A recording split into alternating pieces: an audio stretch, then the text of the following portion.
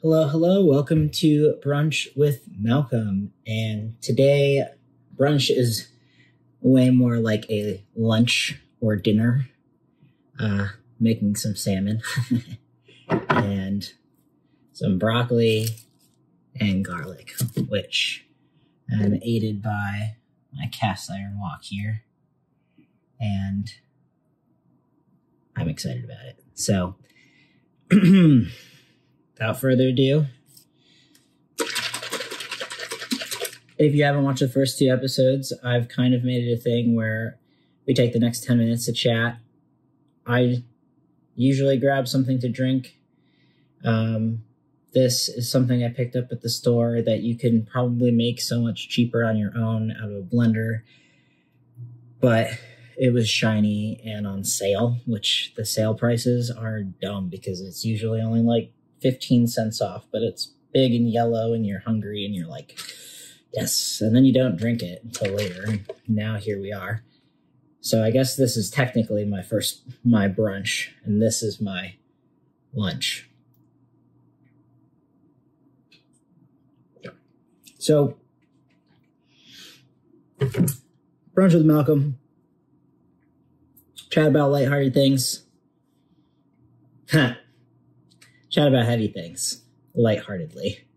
I've been kind of on this kick of talking about my trans experience and talking about how to ask appropriate questions about my trans experience and that I'm open to answering those questions. So I'm going to check out videos 1 and 2.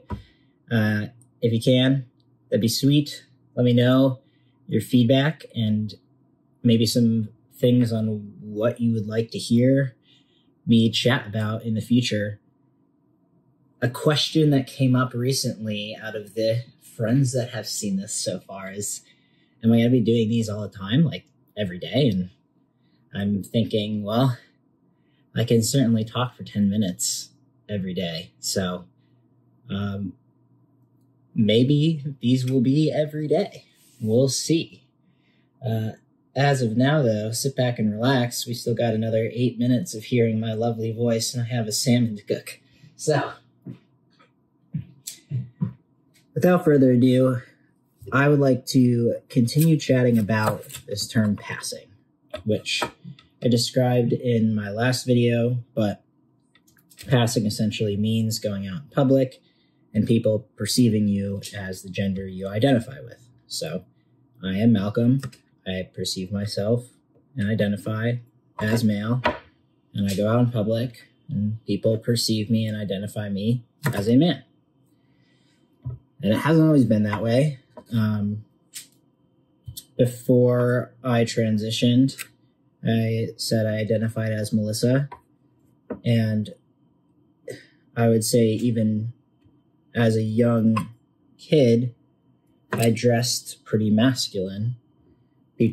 I used to call myself a tomboy or a girl who acted like a boy, but that is because I didn't understand or know of the word transgender, that it was even possible to be transgender. So tomboy it was.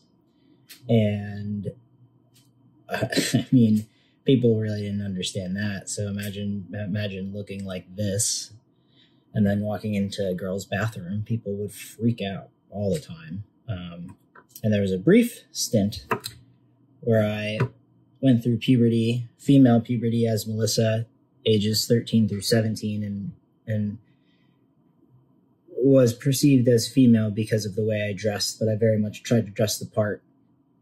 And then college was like, nah, F that, that's not how I feel. And went back to being like more of that masculine kind of individual before I went into transition and into Malcolm.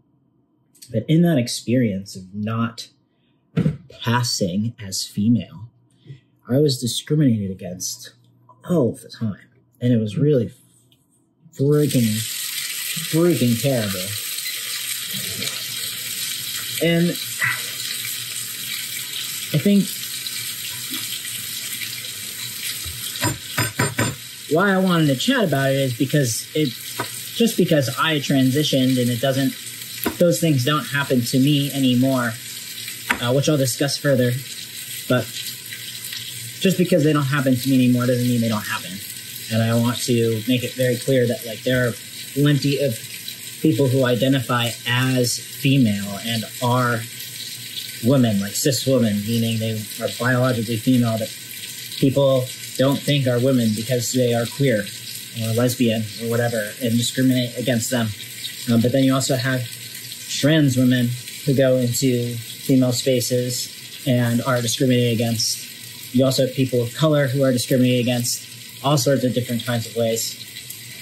Gender related. Also, you have a lot of Black trans women who are discriminated against more than white trans women, more than white trans men, or trans men in general. So I think there's a lot of layers to the passing conundrum. It's not just like,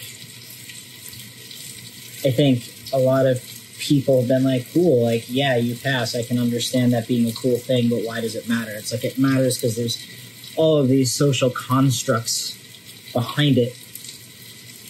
And it's those social constructs that create oppression. It's those social constructs that are the microaggression. And that I think I have not described or tried to yet talk about microaggressions.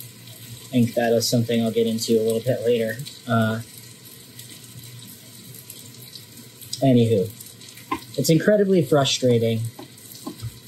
I guess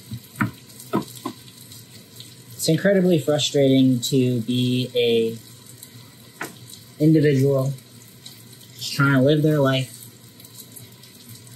go to the freaking bathroom, and have someone look at you the wrong way, like you're trying to do something that isn't going to the bathroom. It's like, you're going to the bathroom. If you're not going into that bathroom for any other reason to go to then like you're not going to the bathroom, then there's something else that is wrong. It has nothing to do with your gender.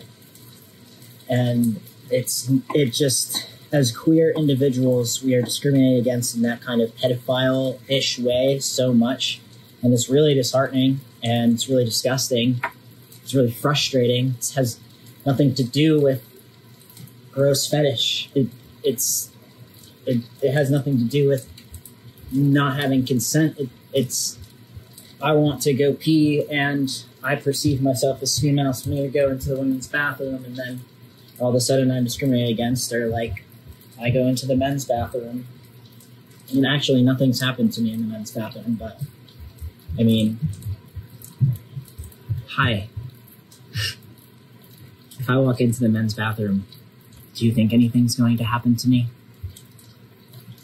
Yeah, I didn't think so. I mean, depending on where I'm at with this shirt, something else could happen, but that's another story. Oh boy, America, y'all. America.